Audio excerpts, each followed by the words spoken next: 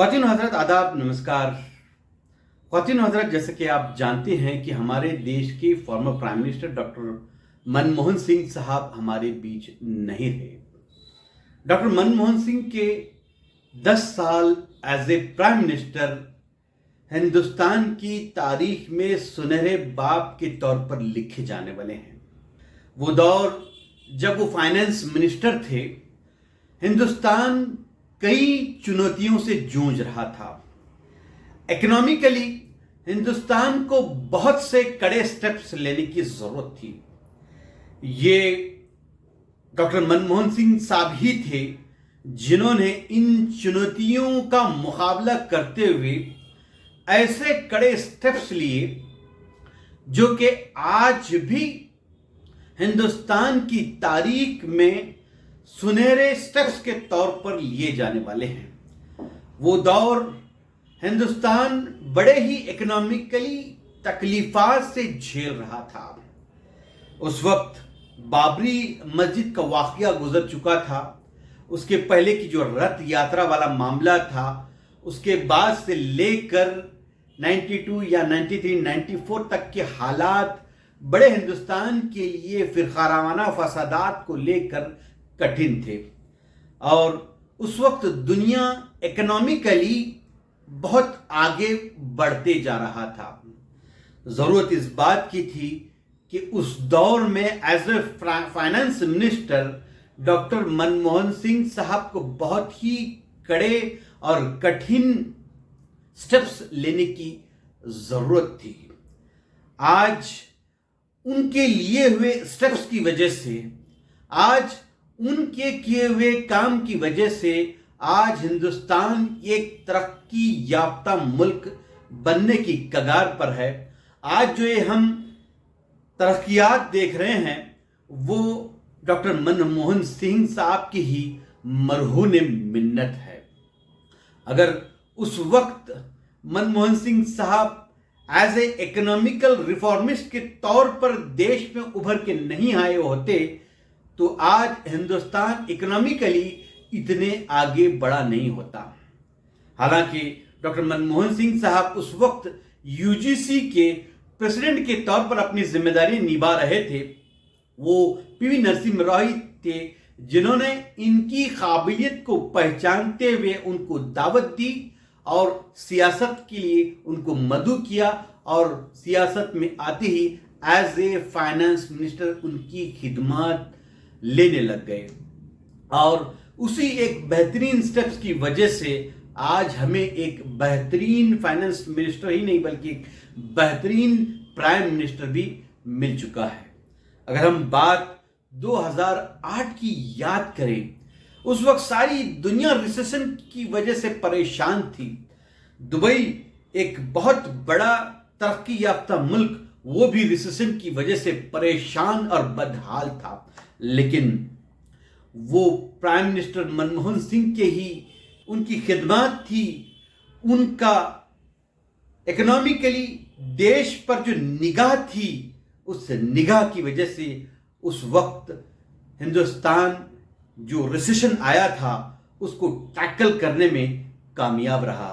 अगर उस तरह का रिसेशन आज के दौर में होता तो हो सकता है कि उस वक्त थालियां बजाई जाती या तालियां बजाई जाती या घरों पर दिए जलाए जाते, ताकि उस वक्त जो रिसेशन आया हुआ था उस रिसेशन को टैकल किया जाए। हमारी तकदीर ही थी कि उस वक्त के प्राइम मिनिस्टर मनमोहन सिंह साहब थे जिनकी नीतियों की वजह से हम उस दौर को भी निकालने में कामयाब रहे। अगर कोरोना के वक्त में भी अगर प्राइम मिनिस्टर मनमोहन सिंह जी होते तो उस वक्त भी न किसी तालियों की जरूरत थी, न उस वक्त दिए जलाने की जरूरत होती, न उस वक्त थालियों को पीटने की जरूरत थी। हम मनमोहन सिंह के बाद का दौर भी देख रहे हैं।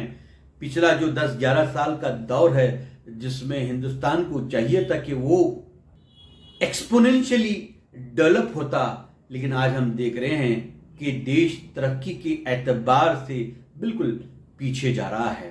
देश में क्या हो रहा है आज हम देख रहे हैं कि देश में हिंदू मुसलमानों की नफरत बढ़ती जा रही है, देश में गैर ज़रूरी चीज़ों को तरजीह दी जा रही है, गैर ज़रूरी तौर पर मस्जिदों को खोदा जा रहा है, मस्जिदों में से मंदिरों की तलाश की जा रही है। होना तो ये चाहिए था कि इस तरह के इकोनॉमिक रिफॉर्म्स लाए जाते कि देश तरक्की याफ्ता मुल्क बनने की ओर चला जाता। हम देख रहे हैं कि जब से जीएसटी आया है सारे बिजनेसमैन परेशान हैं, जब से नोटबंदी आई है सारे के सारे लोग परेशान हैं। उस वक्त नोटबंदी जब की गई थी उस वक्त डॉक्टर मनमोहन सिंह ने कहा था कि ये एक बड़ी लूट है, ये एक कारपोरेट लूट है।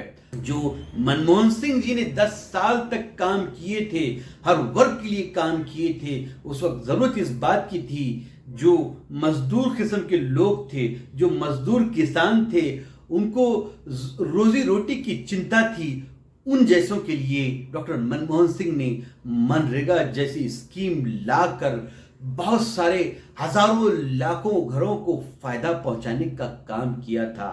इस तरह की पॉलिसीज को लाने की जरूरत थी, बजाय इन पॉलिसीज को इख्तियार में लाने के आज हम देख रहे हैं कि गवर्नमेंट किस तरह के फजूल कामों में अपना वक्त खर्च कर रही है, अपना पैसा खर्च कर रही है। हम देख रहे हैं कि देश की इमलाक, देश की प्रॉपर्टीज को कैपिटलिस्ट लोगों को बेचा जा रहा है। होना तो ये चाहिए था कि देश की इमलाक को बढ़ाया जाता, लेकिन इसके बरखिलाफ देश की प्रॉपर्टीज को बेचा जा रहा है। आज हमें बड़ी तकलीफ हो रही है कि देश डॉक्टर मनमोहन सिंह जैसे एक हीरे को गंवा चुका है। अगर डॉक्टर मनमोहन सिंह होते तो देश के हालात कुछ और ही होते। डॉक्टर मनमोहन सिंह साहब ने कभी किसी मस्जिद को खोदने का काम नहीं किया, कभी किसी मस्जिद में मूर्तियां तलाश करने का काम नहीं किया, कभी हिंदुस्तान में हिंदू मुसलमानों के बीच नफरत को बढ़ावा देने वाला काम नहीं किया, कभी डॉक्टर मनमोहन सिंह साहब ने कब्रिस्तान और शमशान वाली बात नहीं की, कभी डॉक्टर मनमोहन सिंह ने कपड़ों से पहचानने वाली बात नहीं की। डॉक्टर मनमोहन सिंह सिर्फ देश की भलाई के लिए काम करते रहे। मनमोहन सिंह सिर्फ हिंदुस्तानियों के दिलों में राज करने का काम नहीं किया, बल्कि डॉक्टर मनमोहन सिंह की वो शख्सियत थी कि सिर्फ हिंदुस्तानी नहीं बल्कि सारे दुनिया के लीडरों के बीच एक अपना अलग मुकाम पैदा किया था। सारे दुनिया के तमाम लीडर उनकी दिल से इज्जत किया करते थे, उनके लिए उठ खड़ा हुआ करते थे।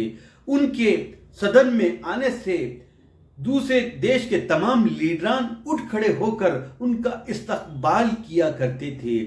वो जब किसी देश में जाते तो उन्हें कोई एडवर्टाइजमेंट करके लोगों को जमाने की जरूरत नहीं पड़ती थी। लोग जोक दर जोक उनके पास आते, दिल से उनकी इज्जत करते, क्योंकि वो एक सच्चे हिंदुस्तानी थे, सच्चे देशभक्त थे, सच्ची देश की फिक्र करने वाले थे। और उन्हीं के इक़दामात की वजह से देश आज एक तरक्की याफ्ता मुल्क बन गया है।